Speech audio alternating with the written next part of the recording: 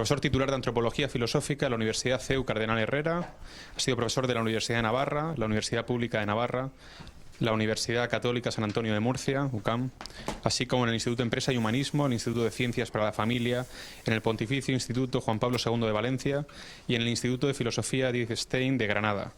Es autor de la Antropología Aristotélica como Filosofía de la Cultura, de Dominio Público, Ensayos de Teoría Social y del Hombre, la invención del humano, la génesis sociohistórica del individuo y Teoría de la Cordura y de los hábitos del corazón. Ha participado en la edición de obras como La sexualidad en el pensamiento contemporáneo y Nación y Libertad, publicado en 2005. Y, por supuesto, y más importante, es un ilustre murciano como servidor. Murcia, tantas veces subestimada, pero que, bueno, que da frutos como el pedazo de ponente que os hemos traído hoy. Así que nada, Higinio. Suerte. Muy bien, muchas gracias. ¿Se oye bien? Sí. Bueno, como soy más bajo y más pequeño en todos los sentidos que el anterior ponente... No. Ah, vale, o sea que... Muy bien, perfecto. Vale. Entonces, voy a intentar estar de pie, ¿vale? Aunque no es mi costumbre, ¿vale? Siempre que me pongo de pie empieza a darme complejo de monologuista, pero como no tengo ninguna gracia, se va a pasar enseguida el asunto.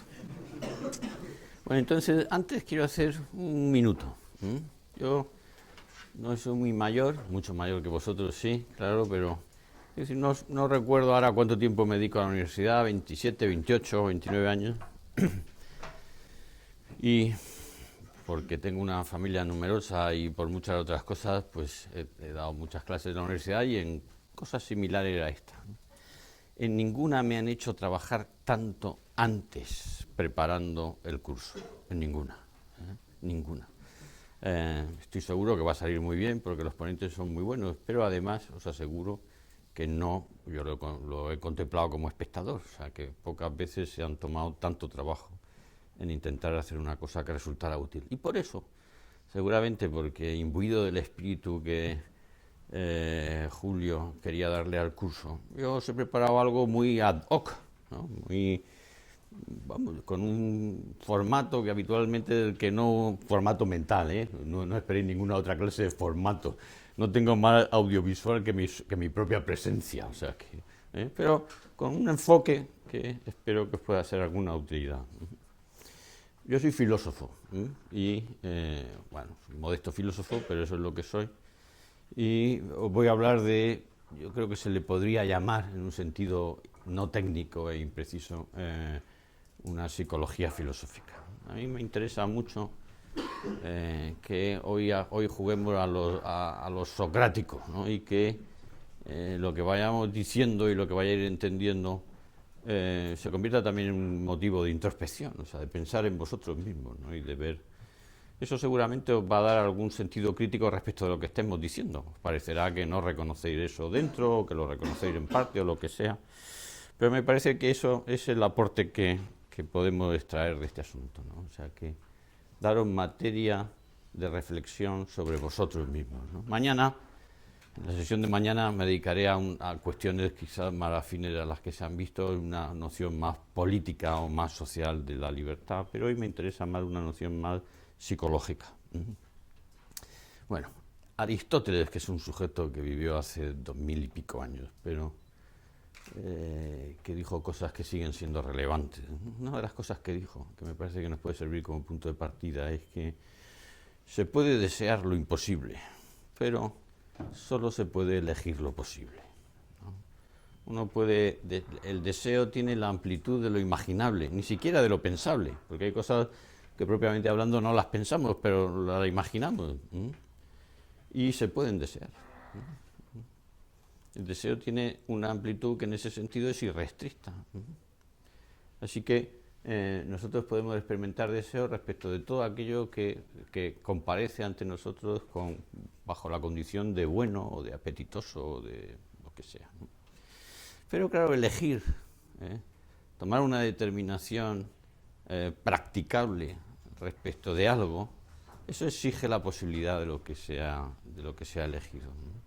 Si uno elige algo que no es posible, en sentido estricto, ¿verdad? Luego veremos que todo este asunto tiene matices.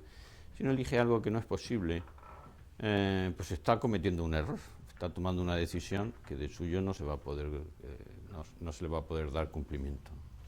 Claro, esto, cuando uno lo piensa así respecto de la realidad en general, bueno, pues tiene cierto valor, pero cuando uno lo piensa respecto de sí mismo, cuando uno lo enfoca desde el sentido de qué cosas puedo desear respecto de mí, no qué cosas puedo desear para mí, sino qué cosas puedo desear ser o conseguir y qué cosas puedo elegir.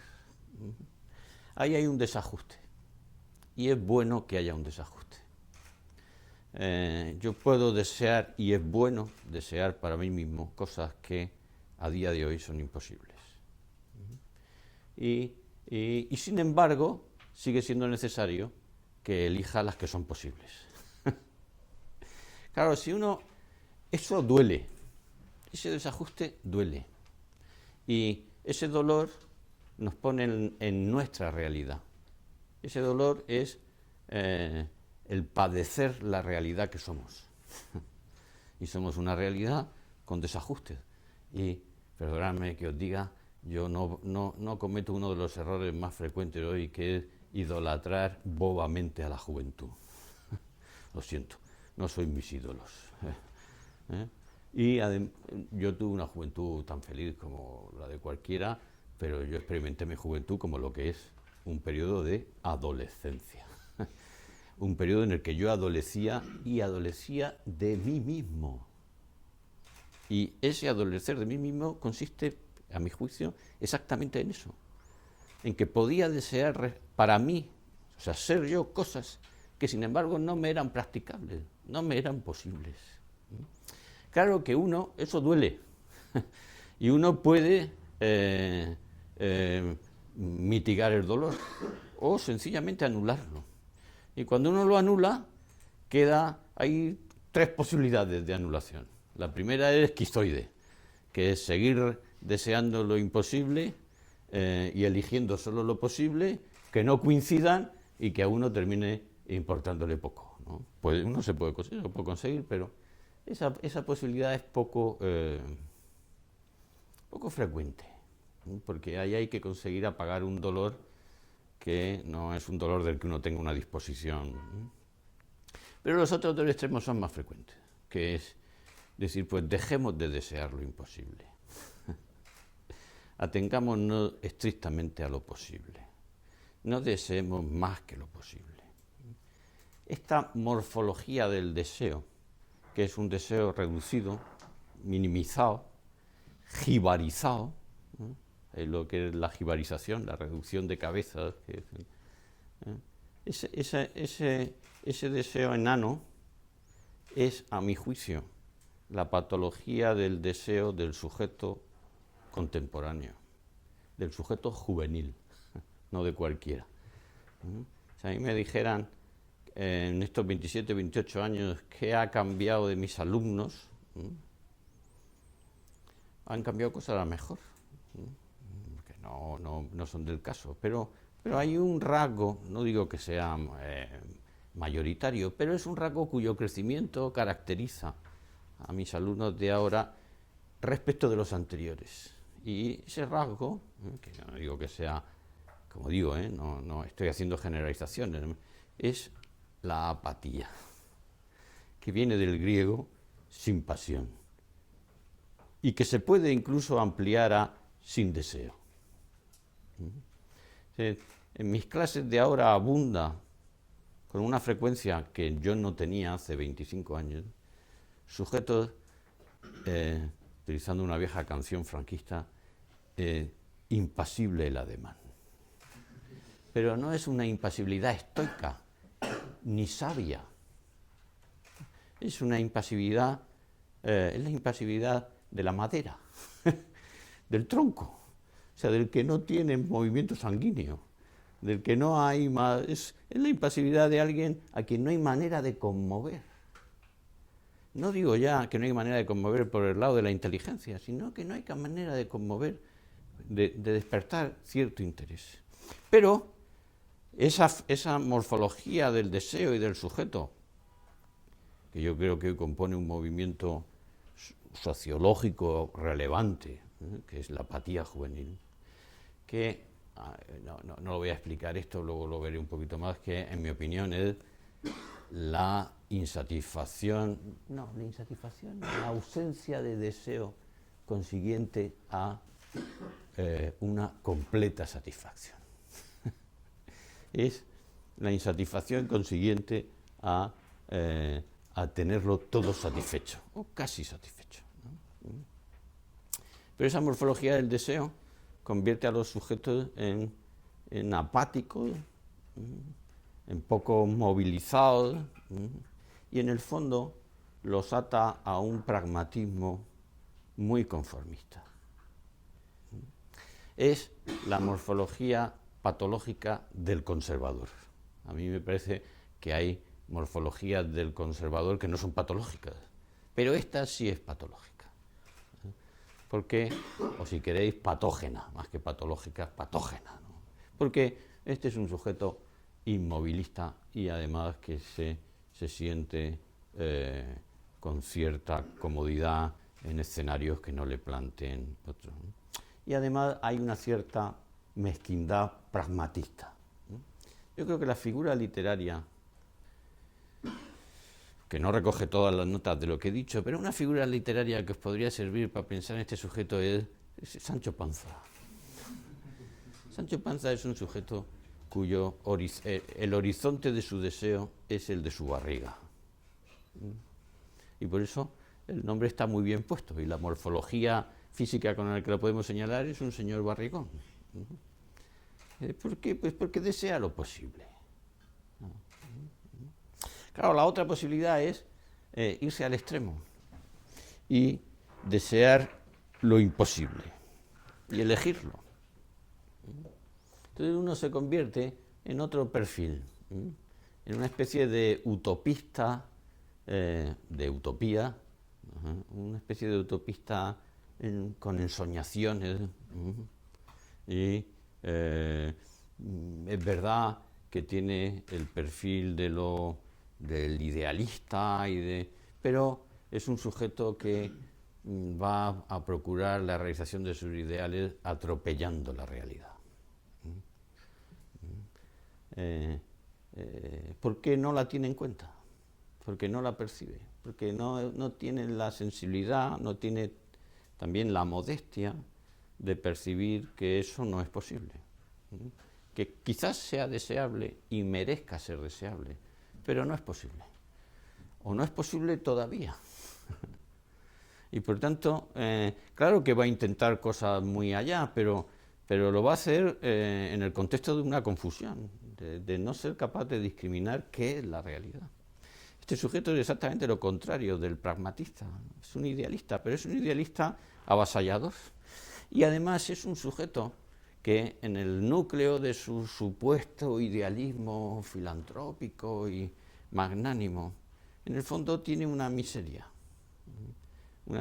que le va a lastrar y que es la huella que deja en su fisonomía interior el haber anulado el polo de lo realizable. Y esa miseria es que padece de una impaciencia severa. Este tío no tiene paciencia. Porque tener paciencia es padecer la realidad y estar dispuesto a sacar adelante un ideal, pero teniendo la indulgencia comprensiva que requiere la realidad y, en primer lugar, la propia. Claro, aplicar un ideal a uno mismo sin tener capacidad de ser indulgente, porque uno ni siquiera percibe sus propias limitaciones, y no digamos ya las ajenas, claro. A eso, este sujeto, claro que tiene otro personaje literario que lo encarna en cierta medida, que es el Quijote, pero en realidad tiene una pulsión despótica.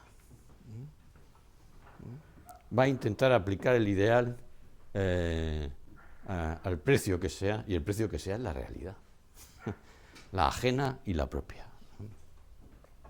Eso constituye personalidades desequilibradas, y no solo desequilibradas porque estructuralmente hablando estén desequilibradas, están desequilibradas porque no perciben bien la realidad. no son capaces de hacerle justicia a las cosas. Y no es capaz de hacerse justicia a sí mismo. Y un tío que no es capaz de hacerse justicia a sí mismo, no solo se desconoce, sino que además se hace daño. Y muchas veces, y precisamente, evitando el daño, evitando padecer el daño, uno se hace daño, se estropea, se malogra. A mí me parece que este es un buen cuadro para pensar, ¿no? Y que justifica muy bien por qué Aristóteles en el fondo es un socrático. Y, aunque no lo dice, pero en el fondo está intentando lo que había aprendido de Sócrates mediante su maestro Platón. Conócete a ti mismo. Conocerse a sí mismo no es, por supuesto, se puede convertir en una manía narcisista y ególatra, y eso también. En esta vida no hay nada que no sea, que no tenga riesgos potenciales, ¿no? Que no se pueda deformar, y deformar monstruosamente, ¿no? Bueno, lo que tiene de interesante la vida, ¿no? Pero este conoce a ti mismo, se prueba, tiene un crisol, y el crisol requiere paciencia, aquello que quiero y aquello que percibo. Si requiere paciencia, eso es un buen síntoma. Si no requiere paciencia, es un mal síntoma. O mi deseo es corto, o yo no percibo lo defectuosa que es la realidad.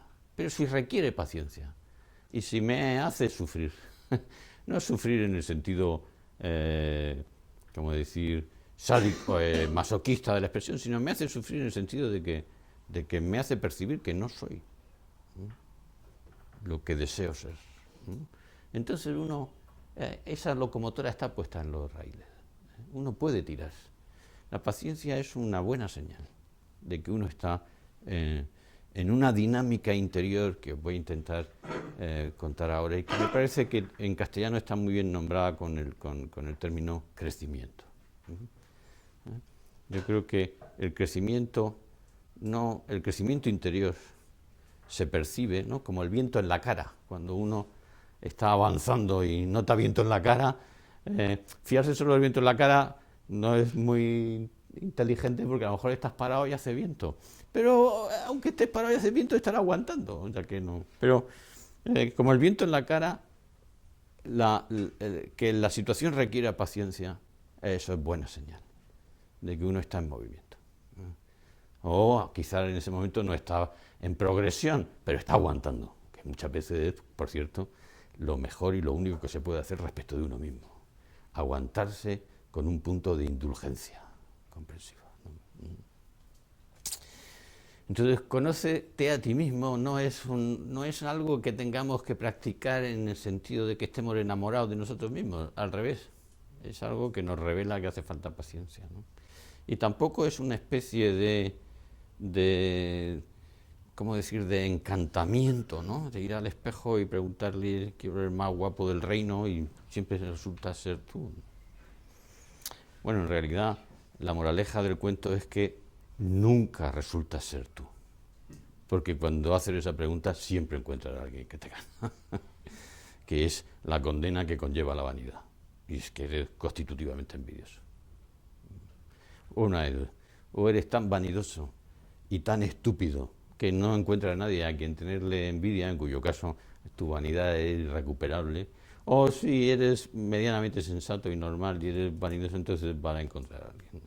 Bueno, un maestro común del ponente anterior y de los que estamos aquí, una vez cuando yo era estudiante como vosotros y filósofo y aprendiz, hizo una comunicación sorprendente en un congreso de filosofía que nos contaba cómo las fábulas tenían enseñanzas morales. Entonces hacía cosas de estas. Y yo desde entonces me tomo en serio a la Cenicienta y estos cuentos, y me parece que realmente tienen una enseñanza filosófica, ¿no? Bueno. En concreto, lo del espejito mágico me parece muy, muy penetrante, ¿no?, en cuanto uno está centrado en ese asunto. Entonces, si hace falta paciencia, ¿qué significa eso? Que no hemos dejado caer ninguno de los dos extremos. Que aunque esos dos extremos necesiten ajustes todavía, seguimos deseando lo imposible, pero nos atenemos a lo posible, y experimentamos el desajuste. Bueno, entonces, si esto nos sirve como punto de partida, entonces lo siguiente que tenemos que entender es una cosa que yo creo que entendieron mejor los modernos que los clásicos, porque los modernos lo entendieron, como mañana vamos a hablar de este asunto. De lo que vamos a hablar mañana es de lo que voy a contar ahora. En muy buena medida, Europa se hace moderna cuando entiende que, o sea, en sentido político, cuando entiende que hay algo a lo que va a llamar historia y de lo que los griegos no tenían mucha idea, que es precisamente el escenario en el que cosas que eran imposibles se vuelven posibles. Si de Aristóteles hubiera dependido, mucho me temo que no habríamos pisado la Luna, porque estar en la Luna era imposible. Eso tiene que ver además con la depreciación griega de la tecnología, porque buena parte de las cosas que se hacen posibles, o por así decir, las cosas más elementalmente visibles que se hacen posibles a lo largo de la historia, muchas veces tienen soportes tecnológicos. La tecnología amplía el campo de lo posible de una manera, ¿no?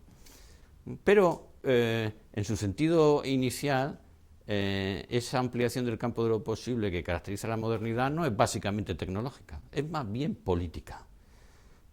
A los modernos, a los europeos, les parece que la historia es el escenario de la ampliación de las posibilidades y, por tanto, de la ampliación de la elección y, por tanto, de la ampliación de la libertad. ¿Vale? Y eso lo vamos a estudiar mañana, lo vamos a estudiar, os lo voy a intentar contar mañana.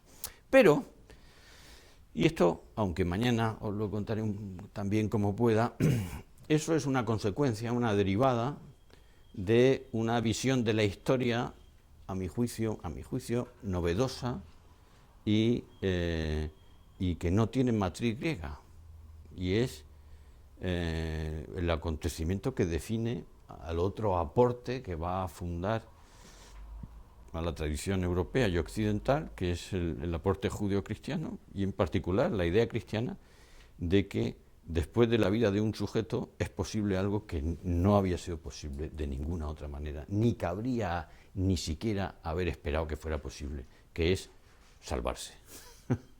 Y ese es el acontecimiento histórico que abre una posibilidad insólita, inédita, y que introduce en la conciencia europea la idea de que la historia es el escenario de novedades insólitas.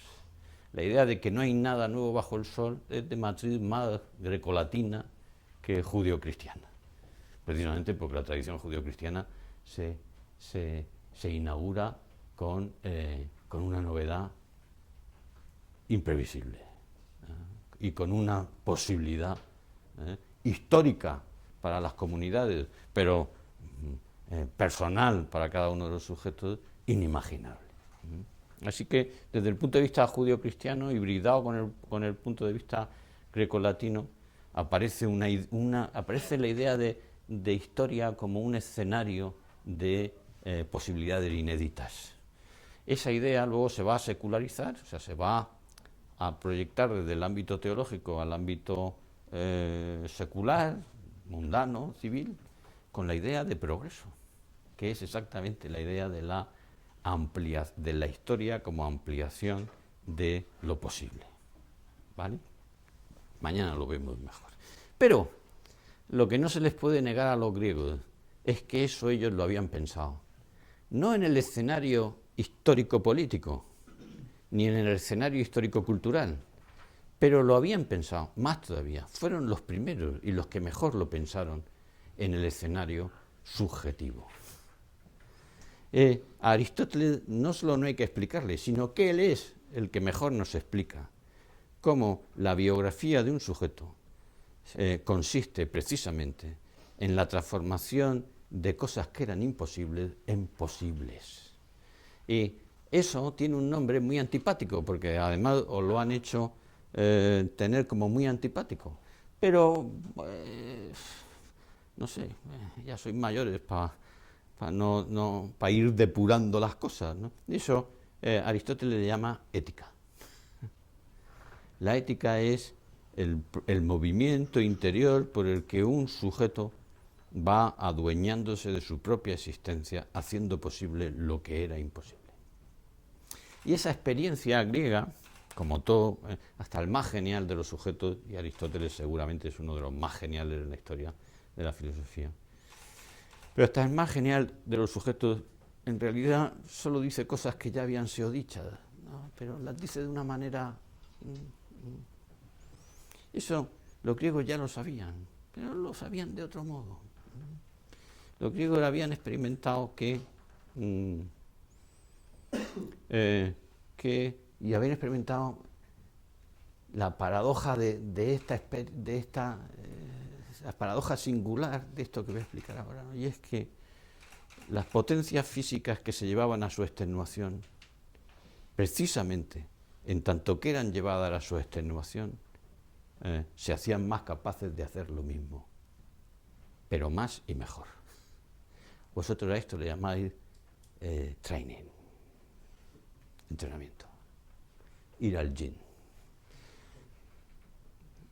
Bueno, si los griegos inventan, entre comillas, el deporte, es porque se dan cuenta, experiencia común universal, pero los griegos la tematizan, ¿no? La convierten en objeto de atención, de que precisamente aquello que lleva a su extenuación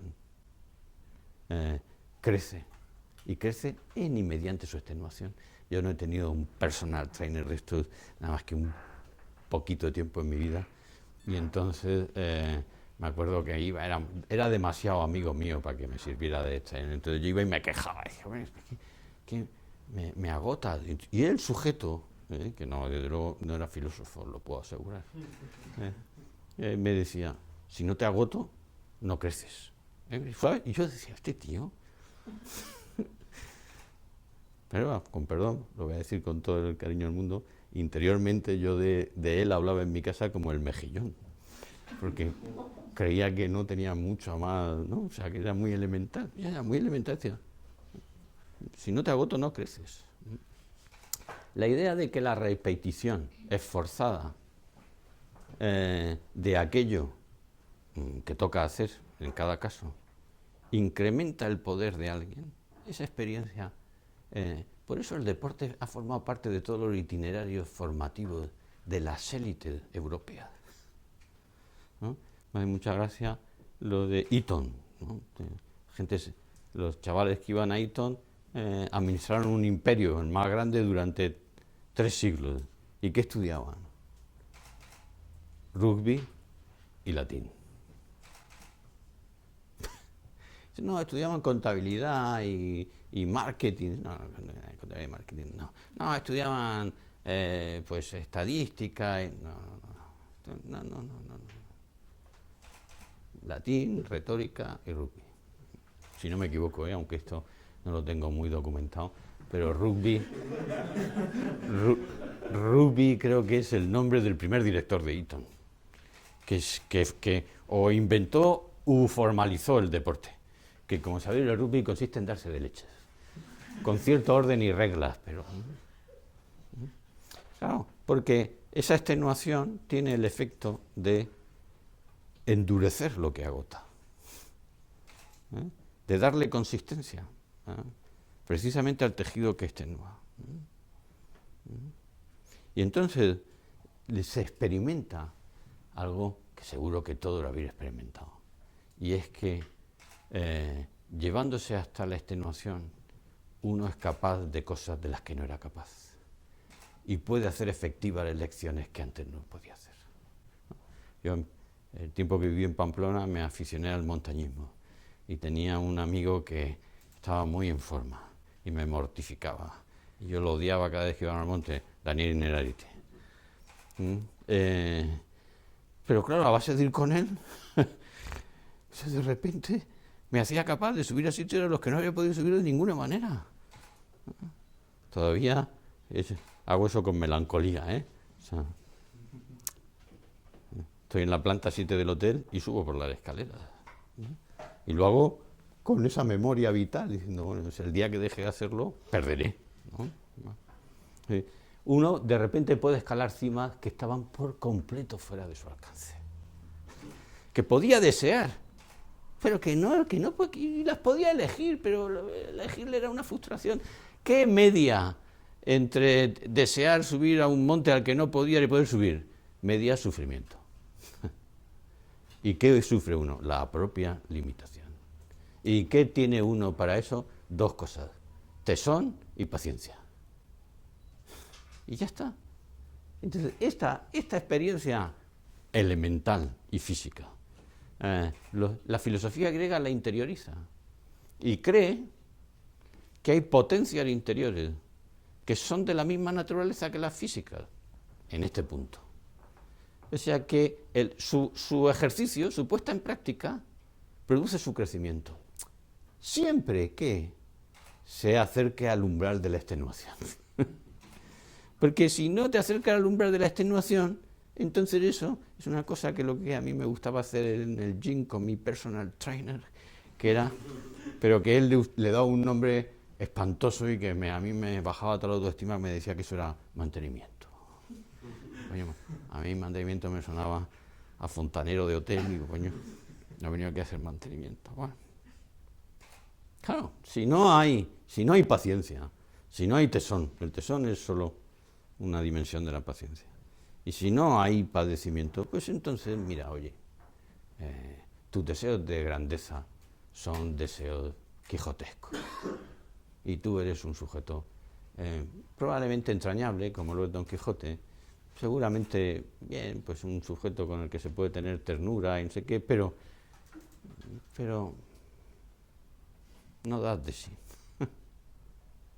Es que esto de que el ejercicio reiterado de algo también tiene un nombre muy feo, que os lo han dicho ellos, pero a mí, perdóname que os diga, me importa un bledo lo de los nombres feos, ¿no?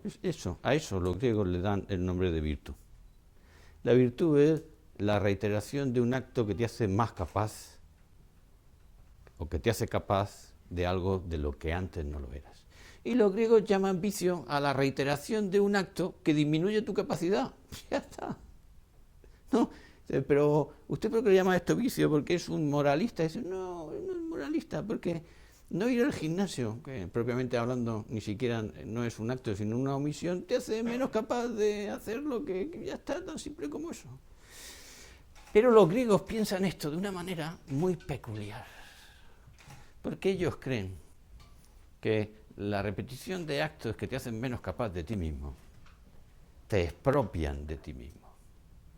El estado al que te conduce el vicio es la falta de posesión de ti mismo, la falta de disponibilidad de ti mismo, la falta de autoposesión. Y eso en griego se dice, en castellano, traduciendo del griego, se dice esclavo. Eso es un esclavo. Un esclavo es un sujeto en el que no hay dinámicas de crecimiento, en el que hay dinámicas de disminución, de minusvalía, de incapacitación progresiva. Por eso, esto a Javier seguro que le gusta mucho, y él lo sabe mejor que yo, porque ha escrito sobre esto. Por eso los griegos no dejaban que los esclavos fueran a la guerra.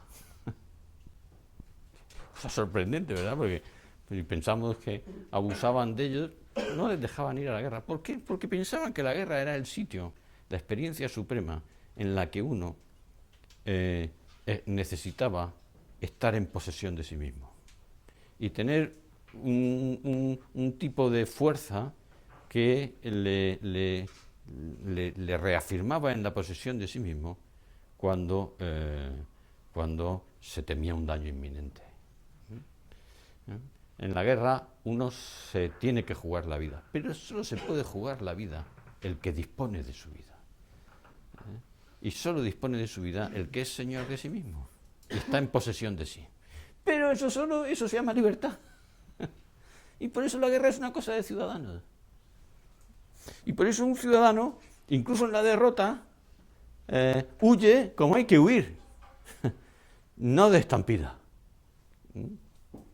Seguro, Javier de esto sabe un montón, pero a mí este tema de la falange griega, este tema de que dos tíos lucharan codo con codo, formando una línea, es la forma con la que plantea en batalla un pueblo que se sabe es numéricamente inferior a los demás. Cuando te sabes numéricamente inferior a los demás, tienes que conseguir un tipo de fortaleza en la que la gente luchaba codo con codo. Yo creo que incluso la expresión viene de ahí, o de alguna experiencia similar a esa. Y además, claro, como uno llevaba el escudo en la izquierda y la lanza en la derecha, uno iba empujando para la derecha, así que la falange cuando avanzaba siempre tenía una querencia a desviarse hacia la derecha, ¿no? Que había, entonces se sabía que la falange estaba compuesta por sujetos de primera, cuando la querencia a desviarse era muy poca, voy a decir que la gente, bueno. Entonces, pero el ciudadano, claro, si se rompía la falange, los griegos estaban perdidos, porque eran menos, porque el tipo de armamento que llevaban precisamente estaba pensado para eso, y entonces... Pero había ciudadanos que se hacían famosos porque no huían en estampida, o sea, no huían arrebatados por el pánico. E incluso en la derrota mantenían el... Sócrates se hizo famoso por eso, por cómo lideró la retirada de una falange en la que él participó y se rompió. No por una batalla que ganó, no, o sea, por la entereza. Claro, la entereza es incluso más personal cuando la falange se ha roto que cuando la falange se mantiene, y que uno todavía se puede apoyar en los demás, pero cuando se ha roto y uno sirve de guión de enganche a los demás, bueno. Entonces, esta experiencia griega de que se puede crecer, significa que se puede crecer en señorío. Y que crecer en señorío es crecer en disponibilidad. Y crecer en disponibilidad y en señorío significa amplificar lo posible. Y esa amplificación de lo posible produce un contento interior de naturaleza no sustituible. El contento interior de estar aproximando los deseos imposibles y las elecciones posibles. Un contento interior de que es de naturaleza no sustituible. Y no solo es de naturaleza no sustituible, sino que tiene otro rasgo añadido al de no sustituible, no suprimible. Si esa satisfacción no se tiene, se imposta, se falsifica. Porque esa es la satisfacción de ser quien uno es. Y de serlo en crecimiento. En un crecimiento que requiere de nuestra parte indulgencia, y paciencia, y tesón. Y otra cosa de la que hoy no voy a hablar, y amigos. Porque eso no se hace en soledad. No se puede hacer en soledad. Esta es, yo creo, la gran enseñanza del Quijote. Cómo Sancho modera el idealismo utópico de su señor y cómo su señor modera y amplía el pragmatismo panzón de su escudero, pero en la medida en la que hacen eso, y por eso el Quijote es la primera novela moderna, señor, caballero y escudero se transforman en una cosa completamente distinta, en una cosa que se transforman en amigos, porque esa es la forma genuina de la amistad. La forma genuina de la amistad es la asistencia por la que me hago posible de lo que era imposible. Aristóteles lo dice de una manera casi poética, que a vosotros os suena al típico trabalengua filosófico, pero hacerme caso.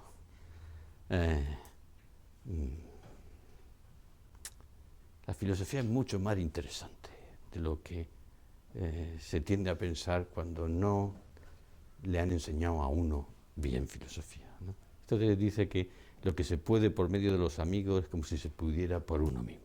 O dicho de otra manera, que lo que hacen los amigos por ti es como si tú lo hubieras hecho, porque el yo es más ancho que tú mismo.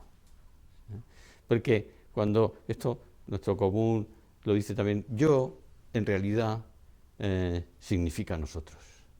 Cuando yo digo de lo que soy capaz, en el fondo estoy diciendo de lo que soy capaz, no solo por mí mismo, sino por mí mismo en virtud de otros.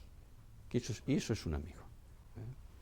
Esto, ya sé que no, estas cosas no las leéis, pero esto a mí me parece Quizás yo tampoco lo hubiera leído si un amigo no me lo hubiera recomendado a los 14 años, ¿no?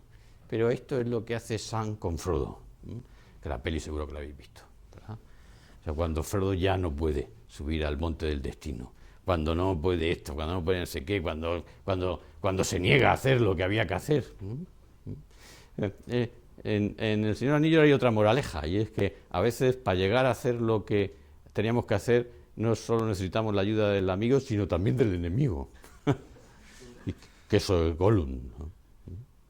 Incluso del ataque del enemigo, ¿no? Y esto también es muy griego, porque la moral griega es una moral castrense.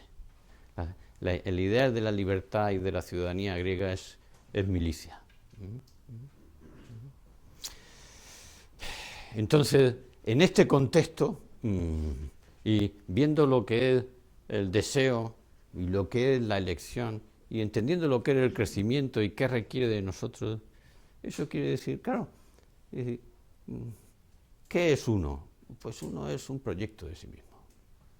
¿Y ese proyecto qué posibilidades tiene? Pues tiene las posibilidades del sujeto y de sus amigos, pero del sujeto. Los amigos dan la medida de lo que somos y de lo que vamos a ser. Muchas veces tenemos una idea muy egocéntrica y entonces intentamos indagar qué va a ser de nosotros a vuestra edad, lógicamente más, ¿no? Yo una cosa, que tengo 54 años, una cosa que creo que es verdad, no siempre con rigor matemático, porque esto no son ecuaciones, por cierto, el que quiera la precisión de las ecuaciones, que no se crea que es más listo que los demás, sino que es bastante menos sensato que los demás, ¿no? Porque cada cosa requiere de la precisión posible. Entonces, el que experimenta esto, creo yo, el que experimenta que lo que él puede depende de los demás, tiene en sus amigos un buen vaticinio de su futuro. No digo que eso sea, no digo, dice, la humanidad está siempre subyugada por conocer el futuro, ¿vale? Nosotros también. Lo que pasa es que los antiguos lo hacían mirando las conjunciones astrales o abriéndole las tripas a los pollos o viendo de dónde venían los vuelos, vosotros pero con la misma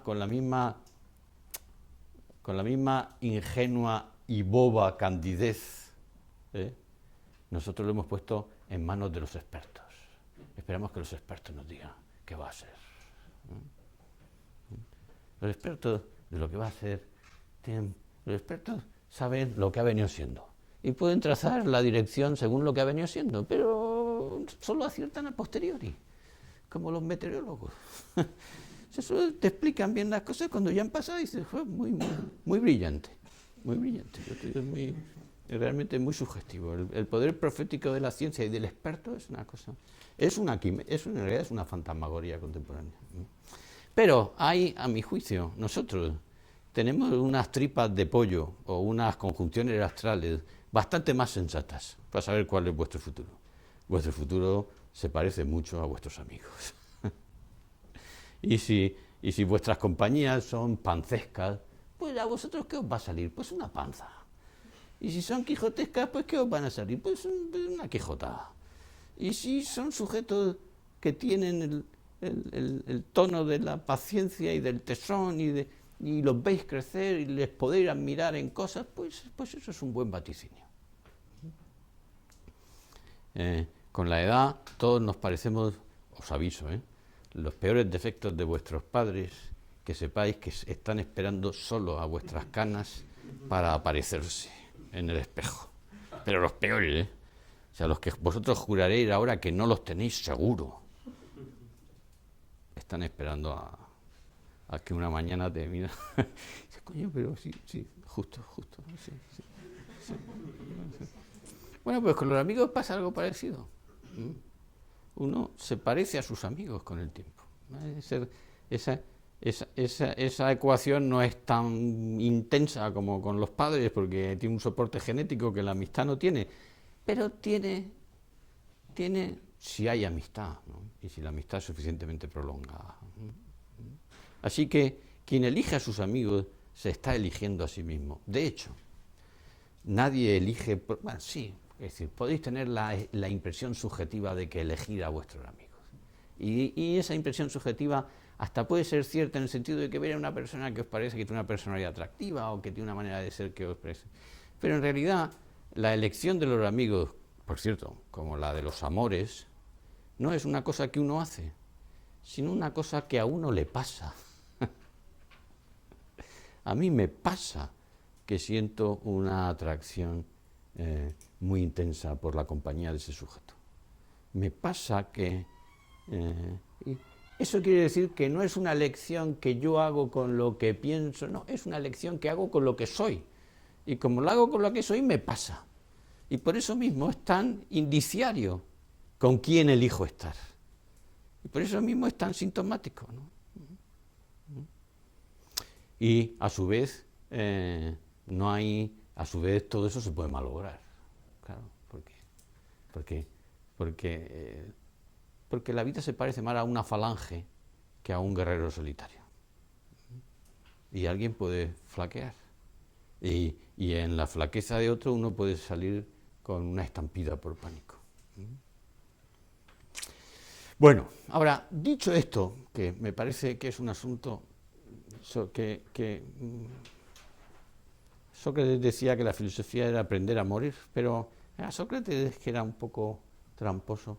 En realidad lo que quería decir es que la filosofía es aprender a vivir, porque solo el que vive llega a la muerte como quisiera llegar, ¿no? Entonces, a mí me gustaría que pensarais en estas cosas,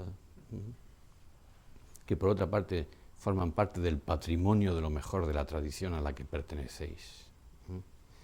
Y ¿sabéis cómo llama esa tradición a los sujetos que menosprecian o desprecian el contenido de esa tradición? Bárbaros. Entonces, salir de la barbarie es acumular la propia tradición y convertirla en crecimiento personal. Y eso me parece que es algo que la filosofía puede seguir haciendo 2500 años después, sin necesidad de que estemos hablando de una filosofía técnica o académica. Ahora, todo esto requiere un cierto análisis. Dice, bueno, vale, pero los deseos son de cosas, como he dicho antes, que comparecen como bienes. Todos los bienes son iguales. Hay clases de bienes. Hay bienes que sean mejores que otros, pero no mejores porque usted piensa que son mejores o porque quiere convencer. No, es visible que son mejores, es visible de suyo. ¿Puede la inteligencia hacerse cargo de que sí, son mejores? Pues ese es el reto que tenemos para la segunda parte de nuestra... ¿no? Me imagino que muchos de vosotros habéis visto, espero que casi todo, un vídeo que os dije que vierais, que es un TEDx, ¿verdad? Que es una de las experiencias más traumáticas que yo he tenido en mi vida. Que he sido allí donde había un montón de frikis vestidos de negro y cosas, y que les gustaban los ordenadores y las chorradas. Y que yo dije que sí sin saber a dónde iba, ¿eh?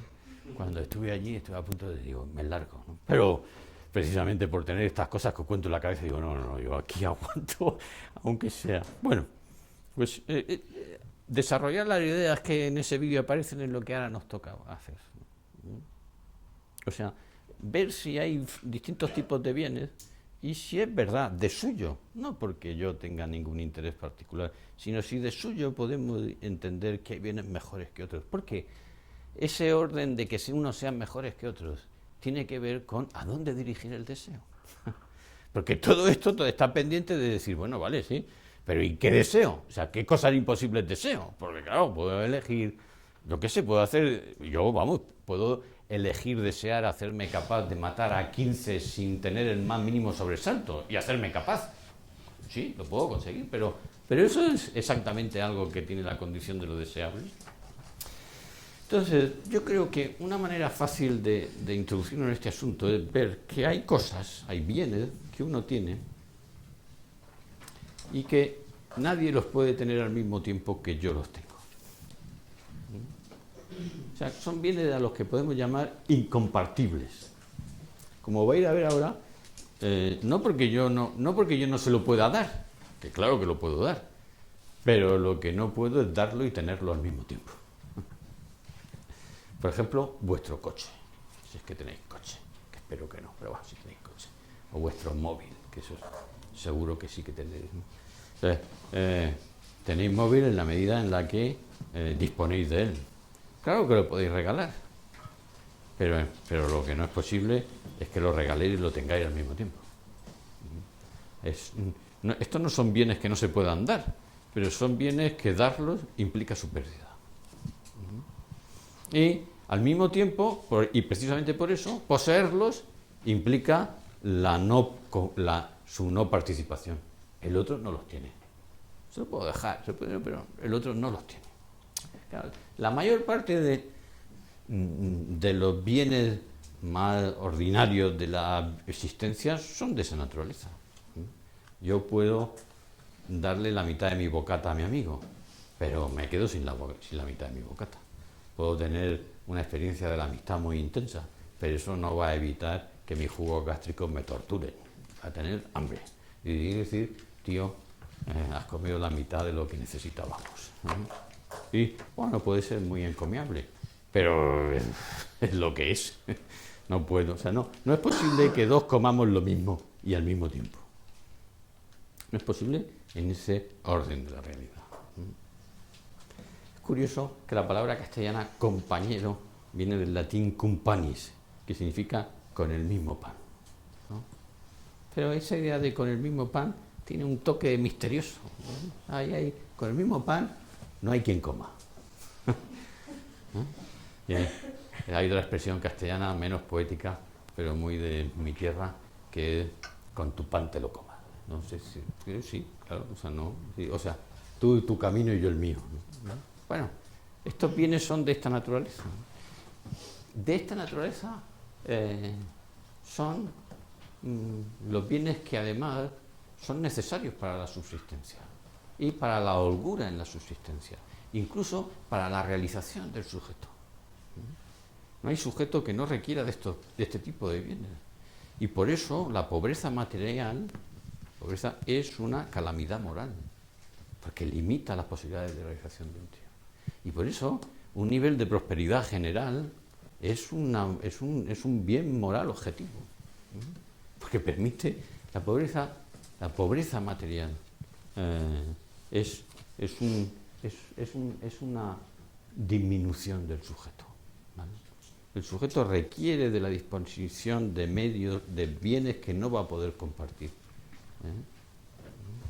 Y eso es la propiedad, ¿no? El régimen jurídico que ampara a que las personas necesitan eso, pero las cosas de las que es propietario y no es enajenable, no, al menos por otras razones, ¿no? Pero claro, estos bienes también son bienes que son producto de la discordia, porque como de lo que uno tiene el otro no lo tiene, pues tenemos un problema, sobre todo en un régimen de escasez. La verdad es que la civilización occidental ha hecho muy poco, pero al mismo tiempo ha hecho casi todo lo que se podía hacer, que es generar una abundancia de bienes semejantes de tal manera que no necesitemos quitárselo al otro. Y esto que os parece una cosa tan elemental es condición de posibilidad de la paz social. La gente no se está matando en la calle ahora cuando salgamos porque no cree que el pan que ha comprado el otro sea el que le va a hacer falta a él para comer esta noche. Porque como lo creyera, ese abogado de un despacho norteamericano se habría convertido en un asalteador de esquinas, porque el pan es el pan. Basta, ahora en España hace mucho tiempo que no hay una huelga de distribución logística, pero cuando la hubo alguna vez, las colas de los... Bueno, y se ven en otros sitios del mundo, las colas están llenas, repletas de ¿qué? Repletas de pánico. ¿A qué? A quedarse sin lo que otro puede conseguir. La paz social depende de esto. Si no hay un mínimo de prosperidad general, si la gente para tener lo necesario necesita desposeérselo a otro, esa situación es el caos social. Hay una novela que lo explica ahí, que tiene película. Seguramente la novela no la habéis leído, pero la peli a lo mejor sí, que es La carretera, de McCarthy. Es la metáfora de un mundo bajo un régimen insuperable de escasez. Y a tal punto llega la escasez que no es que para comer tengas que robarle al otro, sino que te lo tienes que comer, porque no hay otra cosa. Entonces hay hordas caníbales. Bueno. Pero que haya muchos relojes como este es una garantía de que no me lo va a ir a quitar. O de que no no voy a tener que defenderlo, como el que defiende, como pasa en algunos países tristemente americanos. Digo tristemente porque los siento más cercanos que cualquier otro, donde ves que las casas están rodeadas de alambrada electrificada. Pues es que mecanismos que nosotros solo ponemos en cárceles o en sitios así, hay que ponerlo en los domicilios domésticos, porque hay que defenderlo. No es poco, y no hay que menospreciar este tipo de bienes, ni hay que menospreciar el enorme beneficio que supone una abundancia disponible de lo necesario. Es mucho. Y es, en mi opinión, el objeto primordial de la política. Garantizar la paz social, garantizando que uno no tiene que... Pero claro, es un tipo de bien muy... Bueno, por cierto, es el tipo de este plano de bienes, no salen la mayor parte de nuestros contemporáneos. Bah, es imposible no salir de aquí. Pero es el tipo de deseo dominante. El deseo de bienes cuya posesión implica no poder participarlo. Pero hay otro tipo de bienes que tienen además una dinámica muy extraña, que lo voy a decir corriendo, porque son bienes que no solo uno solo los tiene en la medida que no los da, sino que solo los tiene en la medida que los puede dar. Y aquí las palabras están medidas. No he dicho que solo los tiene en la medida que los da, no. He dicho que solo los tiene en la medida que los puede dar.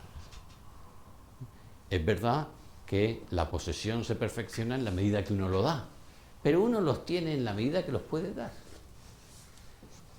El ejemplo que me permite que lo intuyáis directamente y no extenderme en esto es las ideas, el saber.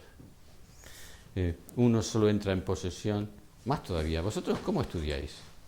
Fingiendo que se lo vais a contar a alguien, y solo lo sabe el que se lo puede contar a alguien. Y por eso digo yo en el vídeo que cuando un alumno me dice lo tengo en la punta de la lengua, le digo, suspenso. Si no me lo sabes decir, no lo sabes. Porque saberlo es saberlo decir. Y por tanto saberlo es poderlo comunicar, poderlo dar.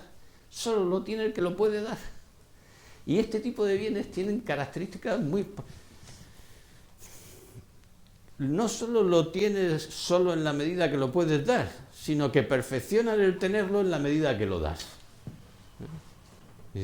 Después de yo contaros esto, ¿he perdido las ideas que os he dicho por daroslas? ¿Las podemos compartir? Ahora se entiende mejor qué es el compañerismo. El compañerismo, ese es el mismo pan. Son compañeros los que tienen las cosas que se pueden compartir simultáneamente. También las que no se pueden compartir, porque partir el bocata es una cosa que uno espera del amigo. Pero en este tipo de bienes la comunión es mucho más intensa y más perfecta. ¿Por qué? Porque cabe la posesión perfecta y simultánea de dos. Más todavía, no solo cabe la posesión perfecta y simultánea de dos, sino que la posesión es más perfecta precisamente por ser de dos. Que es exactamente lo que a mí me pasa en la medida que veo que me sonreís y que estáis entendiendo lo que yo digo. ¿Se ve? Y este es un tipo de bien superior. ¿Pero por qué yo lo digo? No, porque se ve que es superior. ¿Y eso quiere decir que es mejor el saber que el móvil? Sí, es mejor. ¿Y que es más rico el que sabe más que el que tiene más móviles? Sí. ¿Y que es capaz de vivir en sociedad mejor? Sí. ¿Y que la clase de amistad de la que es capaz es mejor? Sí.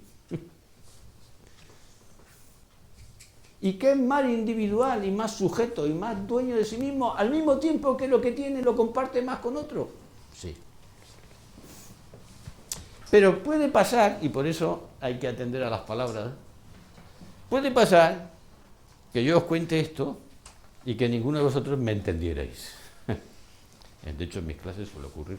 No, hoy me estoy esmerando, pero en unas clases de filosofía se le ocurre que uno cuenta y uno mira y ve que tiene 25 amebas delante, porque uno ya dio un salto que no, bueno.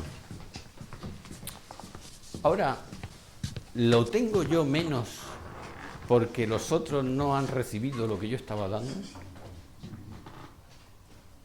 No lo he perfeccionado, porque que los otros lo tengan me lo perfecciona, pero yo no lo he perdido. Y por eso lo tengo si lo puedo dar. Pero no si lo doy, sino si lo puedo dar. Uno, y además, es que no todo el mundo puede recibir, que esa es otra cuestión que hoy no voy a desarrollar. No, ahora me estoy refiriendo a si uno es listo o no. Es que hay gente que no sabe recibir. Y entonces tenemos un problema, pero eso vuelve muy compleja la línea argumental de hoy y prefiero seguirla. Ahora, hay otro tipo de bienes. Y, por cierto, ¿puede darse la posesión de esos bienes sin que los dé, aunque los pueda dar, y deseando no darlos? Sí. Se llama el empollón, que no quiere que otro sepa lo que él sabe. O incluso una especie de asimilación de este tipo de bienes a los anteriores, que son los conocimientos que se pueden poner jurídicamente bajo patente. ¿Qué significa? Mío. Mío y no lo comparto. Y además, si lo comparto, aquí tienen. Que es tanto como convertir. Claro, se ve, porque los bienes, estos no son sustratos, estos son niveles graduados. Y por tanto hay tipos de este bien que se parecen más a los anteriores. Y hay tipos de este bien que se parecen más a los siguientes. ¿Vale? Entonces, claro, y bueno, no insisto porque si no, no podemos seguir. Ahora, ¿hay algún tipo de bien que tenerlo implique, no darlo, pero implique el deseo positivo de compartirlo? Claro, si es un tipo de bien es porque lo puedo dar, pero puedo no desearlo dar. Hago patente. Pero ¿hay algún tipo de bienes cuya posesión implique el deseo efectivo de darlo, aunque no se dé, porque el otro no lo puede recibir o no lo quiere recibir? Sí. Estos bienes son bienes de naturaleza moral. Por ejemplo, mirarme, dejar de copiar, que tenéis la misma manía que en clase, donde hay que copiar es aquí, y copiar ahí en el papel no siempre ayuda a guardarlo aquí. Por ejemplo, yo puedo ser justo sin querer que los demás sean también justos. El deseo de ser justo, evitando que los demás sean... ¿Eso significa que tengo que ir cortando? ¿O no? No, hay preguntas. Ah, ¿qué pregunta? Bueno, bien, pero yo quiero dar lo que tengo, entonces... Estoy a punto de acabar. Entonces, el deseo de ser justo sin querer que los demás sean justos, ese deseo es un deseo tramposo. Ese deseo no es un deseo de justicia.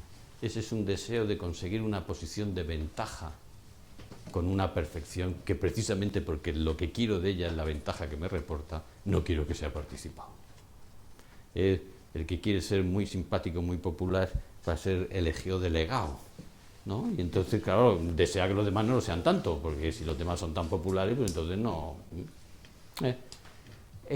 Solo se puede ser justo en el deseo de que los demás participen de la justicia. Justo, o veraz, o magnánimo.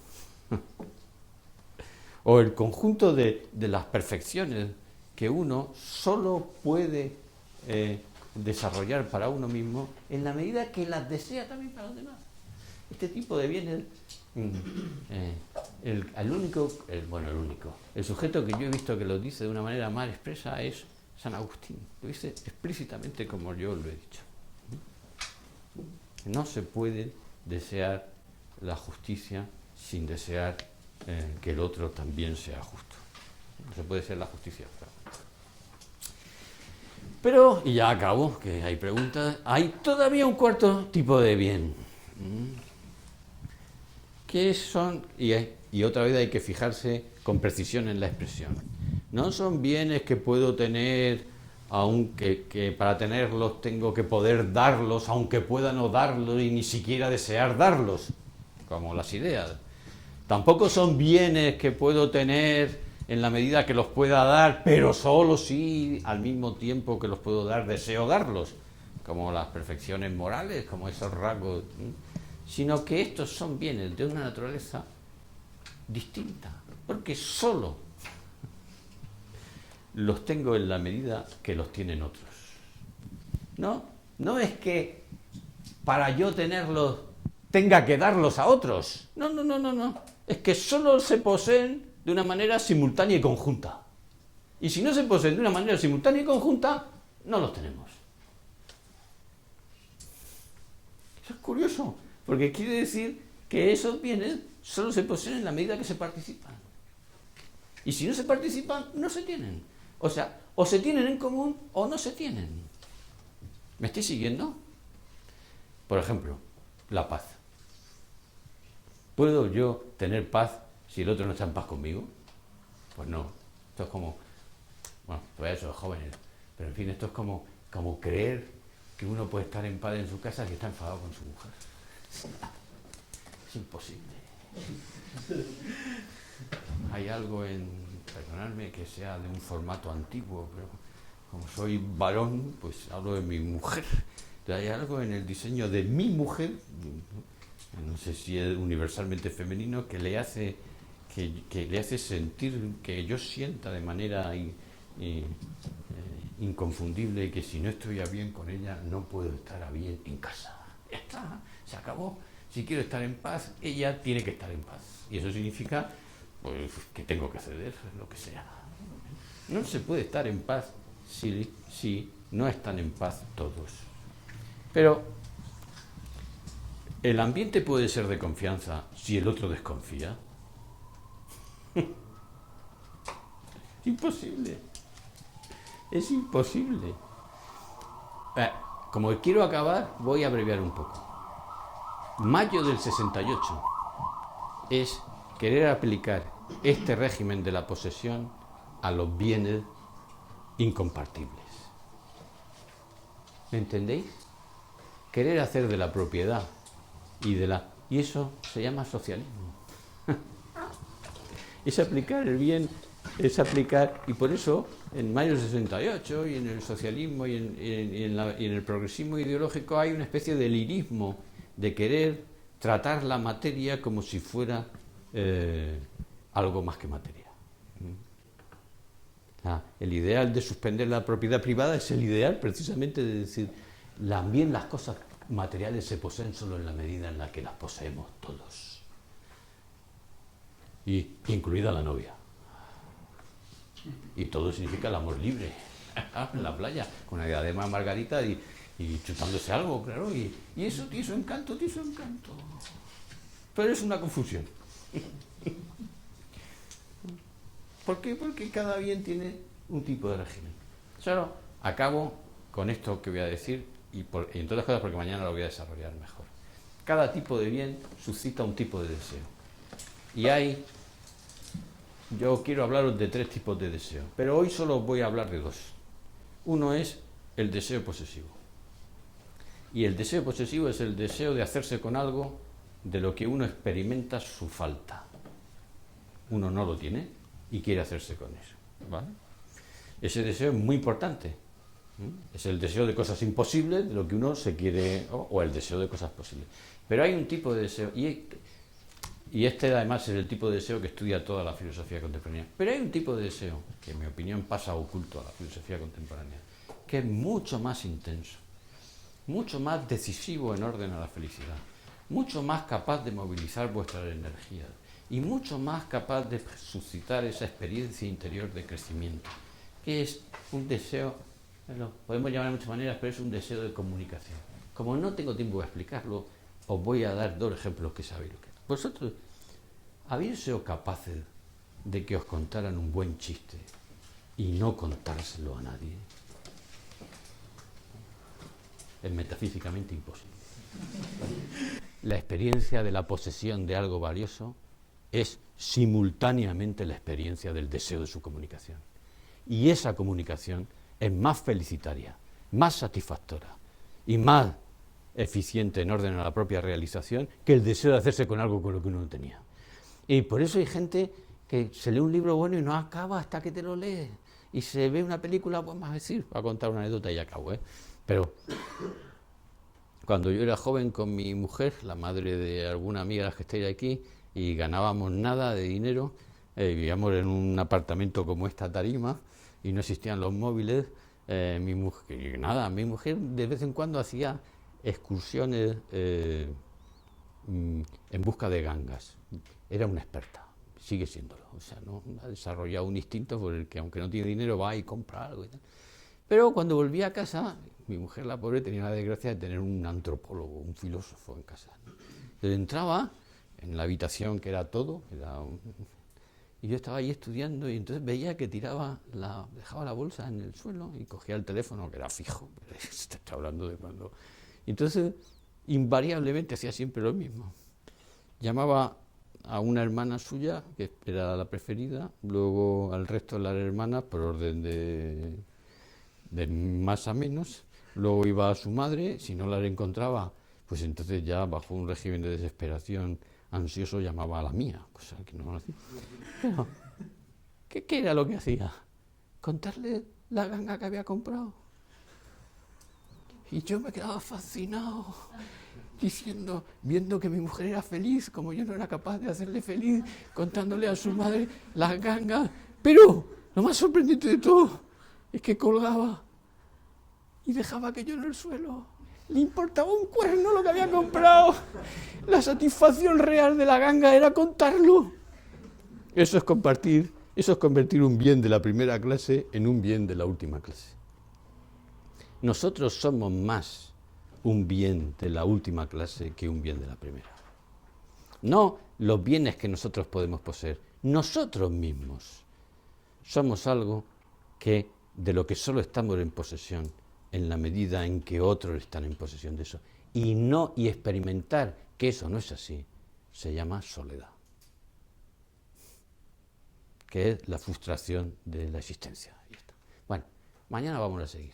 Como veo a Julio que está ya taquicárdico, porque no, entonces, bueno, si hay preguntas, vamos a las preguntas. Para 2 preguntas Pero con vuestro permiso me voy a sentar, ¿eh? Y si no hay preguntas, nos vamos, ¿eh? Que yo he compartido todos mis bienes, o sea que...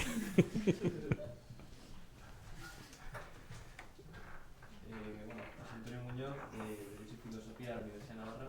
Yo quería hacerle una pregunta porque, como ha comentado al principio, precisamente nuestra generación, los jóvenes de ahora, ¿no? Carecemos de, bueno, o sea, nos encontramos en una morfología que, por así decirlo, bueno, como hemos dicho, patológica, ¿no? Entonces, ¿cuáles son las herramientas que tenemos para precisamente solucionar o curar esa patología? O sea, sí. Bueno, déjame que precise un poco porque he dicho eso, pero me he corregido sobre la marcha, he dicho patógeno. El patógeno es una cosa capaz de generar patología y no tanto patológico. El tema de la apatía es una cuestión, es realmente un problema, ¿eh? Porque ¿cómo sacar a alguien de la apatía? ¿Cómo conseguir que ensanche el deseo? ¿Cómo conseguir que se haga capaz de desear lo más grande? Claro, la respuesta que dan los clásicos es paradójica, porque la respuesta que dan es que hace falta magnanimidad, que es el nombre que tienen los griegos para decir el alma capaz de lo grande, pero dicen que simultáneamente con la magnanimidad hace falta modestia. O sea, que en el fondo está en la línea de lo que yo te he querido decir. O sea, lo que quiero decir, o sea, el deseo de lo grande, aunque sea imposible, hay que mantenerlo, pero hay que mantener esa polaridad tersa. Hay que ser capaz de crecer, ¿no? Yo creo que el tema de la modestia es muy importante. Y entendiendo por modestia una sinceridad con uno mismo. Todos con 60 años también. O sea, a mí cuando alguien me llega y me dice que un libro mío es genial y no sé qué, y no sé qué, yo estoy 2 meses repitiéndomelo a mí mismo. O sea, hay un bichito que me está diciendo, tu libro es genial, tu libro es genial. Y yo me convenzo, me lo creo. Y cuando alguien me dice, tu libro no me ha gustado, yo pienso, este es tonto. O sea, no, te ha gustado porque no me entiendes, ¿no? Bueno, con el tiempo te vas dando cuenta de que algunas veces la verdad te la dijo el tío que te dijo una cosa desagradable, ¿no? Claro, eso es poco fácil cuando uno es joven. Es más fácil cuando uno ya tiene muchas... Pero uno puede ser joven y no ser tonto, ¿no? Y escuchar y saber que eso, la experiencia de la vida forma parte de eso. Y vosotros ya tenéis la experiencia de que no sois todo lo que queréis ser. Y muchos de vosotros incluso tendréis la experiencia, incluso a veces demasiado intensa, de que sois algo que no querríais ser. No, esa experiencia es común, ¿no? Y yo creo que asimilar eso en términos de...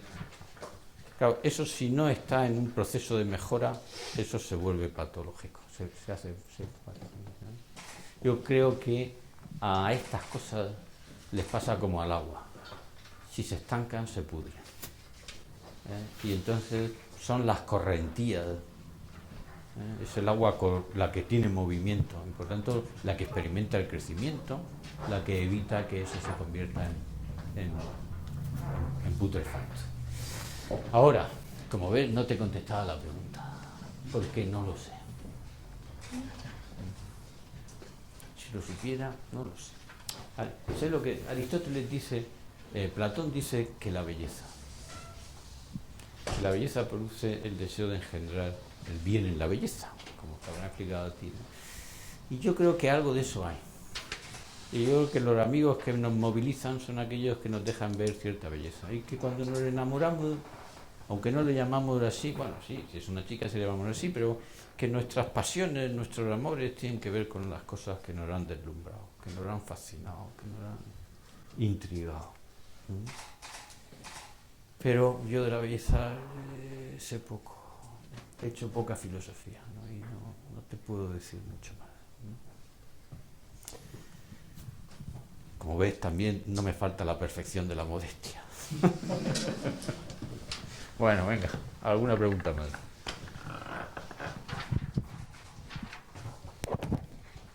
Bueno, me llamo Ángela, estudio Derecho y Relaciones Internacionales aquí en Madrid, en la Francisco de Vitoria.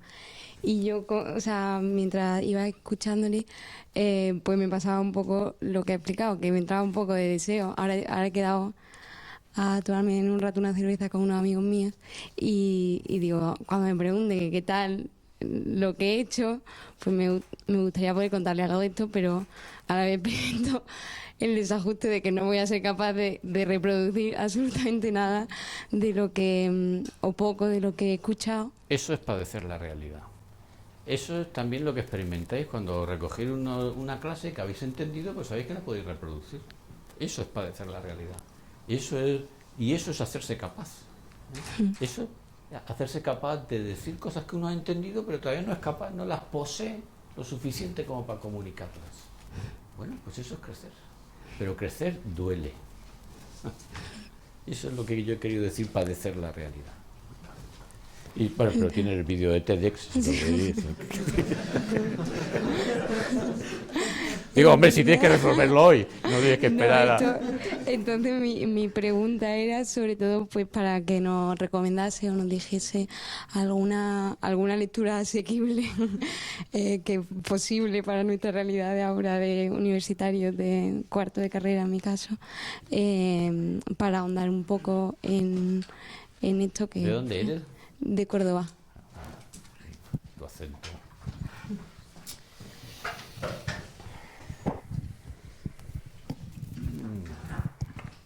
Mira,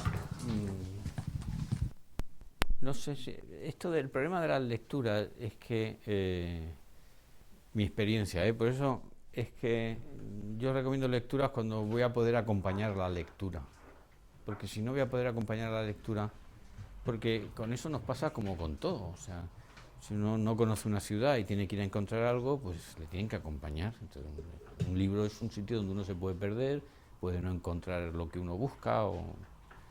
Entonces, me cuesta mucho recomendar lecturas si yo no las voy a acompañar, ¿no? Pero si las pudiera acompañar, yo te diría que el festín de Babette, de Isaac Dinesen. Yo creo que esa es una lectura. Yo leería ese libro preguntándome, ¿por qué?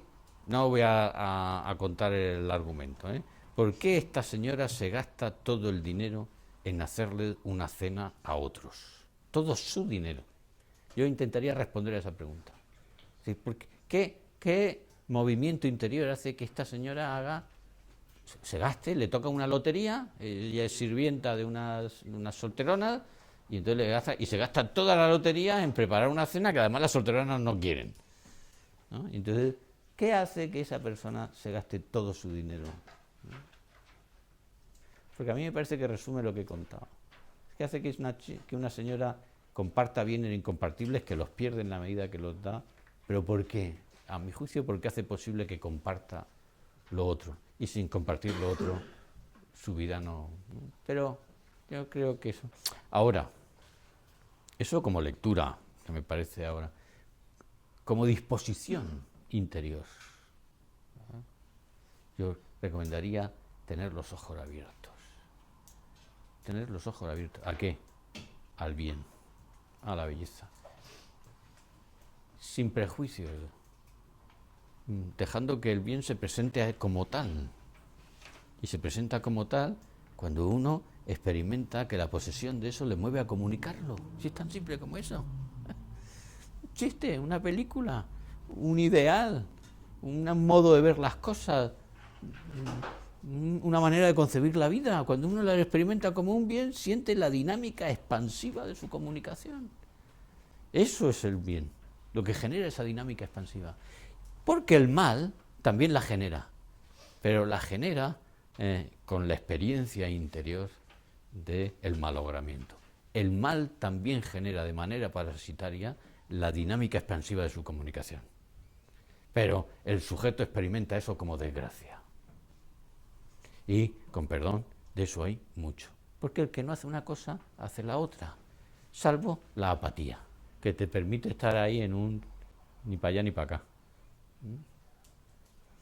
Como decía Aristóteles, si uno tiene todos los defectos, es mejor que además sea perezoso, porque además por lo menos no da el coñazo a los demás, ¿no?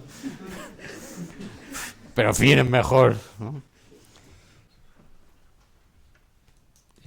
Esos ojos abiertos, que por cierto, es lo que hace que yo distinga entre mis alumnos. Yo distingo, como es inevitable, ¿cómo distingo a mis alumnos? Porque yo miro la cara, después de 30 años de mirar gente a la cara, yo sé dónde hay inquietud, y dónde hay movimiento interior, y dónde hay una ameba disfrazada. Me puedo equivocar, porque estas cosas no son... Pero si os diera clase 4 meses, no me equivocaría. Tengo un detector de ameba. Y al mismo tiempo, yo sé dónde hay movimiento interior, y dónde hay inquietud, y dónde ese sujeto tiene los ojos abiertos. Y entonces me sale desearle buena fortuna en el camino de la vida. Me sale deseárselo.